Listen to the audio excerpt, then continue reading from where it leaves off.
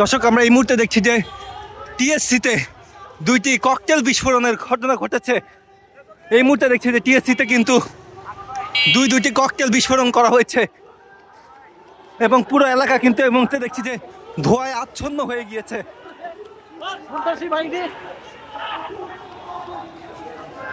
টিএসসিতে এই মুহূর্তে দুইটি ককটেল বিস্ফোরণের ঘটনা ঘটেছে, যেখানে দেখছি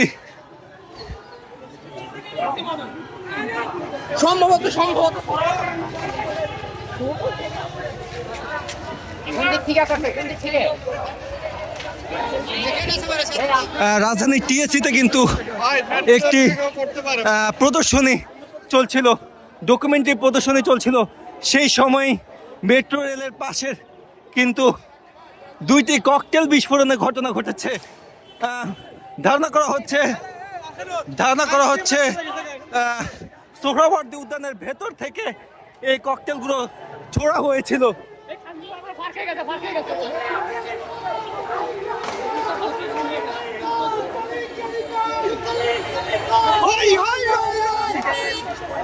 এই মুহূর্তে দেখছি যে এখানে থাকা শিক্ষার্থীরা যারা রয়েছেন তাদের মধ্যে কিন্তু এক ধরনের আতঙ্ক বিরাজ করছিল এবং তারা কিন্তু এই মুহূর্তে যারা এই ককটেল বিস্ফোরণের ঘটনাটি ঘটিয়েছে তারা কিন্তু সোহরাওয়ার্দী উদ্যানের ভেতরে চলে গিয়েছে এবং ইতিমধ্যে টিএসসি কিন্তু উত্তাল, যেমনটি দেখাচ্ছি এই মুহূর্তে।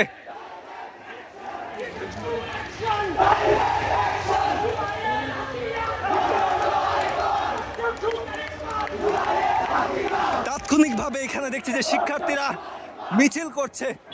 আগামীকাল মানবতা বিরোধী অপরাধের মামলায় শেখ হাসিনার রায়ের ঘোষণার পরপরই কিন্তু রাজধানীর বিভিন্ন স্থানে ককটেল বিস্ফোরণ সহ যানবাহনে অগ্নিসংযোগের ঘটনা ঘটে। এরই মধ্যে কিছুক্ষণ আগেই এই টিএসসিতে দুইটি ককটেল বিস্ফোরণের ঘটনা ঘটেছে।